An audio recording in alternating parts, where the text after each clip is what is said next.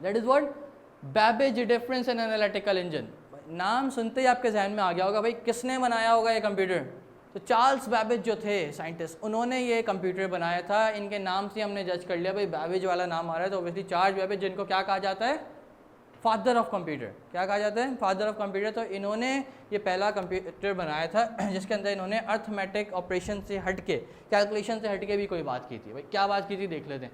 Charles Babbage was an English mathematician and the mechanical engineer.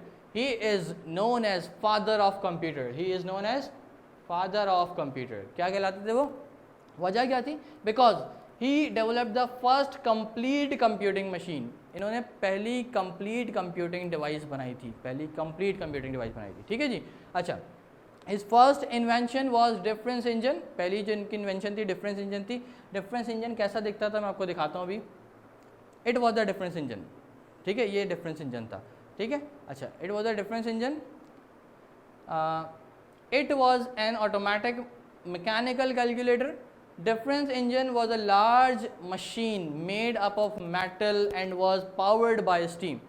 ठीक है, steam से इसको पावर किया जाता था और ये मेटल से मिलकर बनी थी। बहुत लार्ज यूज डिवाइस थी, साइज में भी यूज थी, वेट में भी यूज थी, जगह भी बहुत ज़्यादा ऑक्यूपाई करती थी।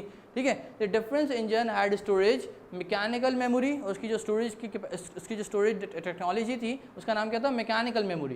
That could hold the data, जो कि डाटा अपने पास स्टोर करने की कैपेबिलिटी रखती थी टेम्परेरी तौर पे, टेम्परेरी फॉर प्रोसेसिंग। जब तक प्रोसेसिंग हो रही है तब तक वो अपना डेटा अपने पास कैप्चर कर सकती थी। ठीक है जी। एंड टू स्टोर रिजल्ट, और वो अपने रिजल्ट भी टेम्परेरी बेसिस पे स्टोर करने की कैपेबिलिटी रखती थी। अच्छा, इससे पहले अभी तक जो हमने डिवाइसेस देखी जो इन्वेंट हुई, कंप्यूटर्स इन्वेंट हुए, उसमें हमने अभी तक हमने स्टोरेज की बात नहीं की थी। इसका मतलब क्या है कि इनसे पहले जो डिवाइसेस गुजरी हैं उसके अंदर अभी तक कोई भी स्टोरेज की बात नहीं हुई, मतलब डाटा स्टोर होने की कैपेबिलिटी नहीं थी। अब चार्ल्स बैबेज ने वो इन्वेंशन की। गॉट इट ना। अच्छा, आगे बात करते हैं temporary for the processing storage. It was used to allow a user to enter calculation and get printed result. इस डिवाइस के थ्रू यूजर जो है वो प्रिंटेड रिजल्ट भी हासिल कर सकते थे। तो difference engine worked on a difference equation. ये डिफरेंस इंजन था वो डिफरेंस इक्वेशन पे वर्क करता था। Got it now.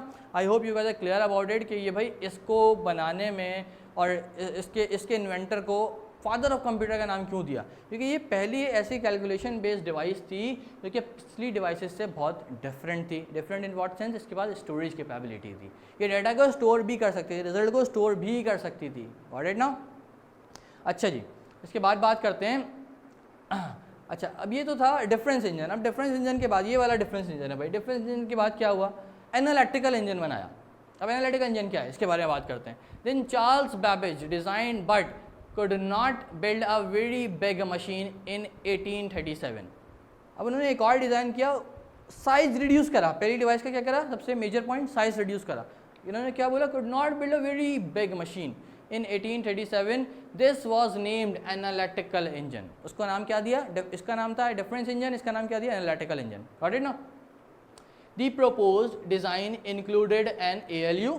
उस डिज़ाइन के पास उन्होंने क्या इन्वेंट किया, ALU। ALU क्या होता है, Anyone know the full form of ALU?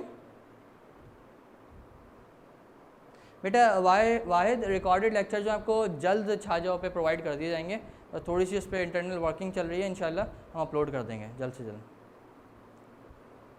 Very good वावे, अर्थमेटिक एंड लॉजिक यूनिट। भाई इनको अर्थमेटिक एंड लॉजिक यूनिट क्यों कहते हैं, अभी अर्थमेटिक की तो बात हम इतनी देर से करते हुए आ रहे हैं। अर्थमेटिक ऑपरेशन कौन से होते हैं, एडिशन, सब्ट्रैक्शन, मल्टीप्लिकेशन, डिवीजन। ठीक है, अर्थमेटिक का तो चीज़ सबको क्लियर। लॉजिकल यूनिट, भाई इसको ALU इसके अंदर लगाया, तो भाई ये लॉजिकली भी चीज़ें, लॉजिकली क्या होता है भाई, कंपैरिजन।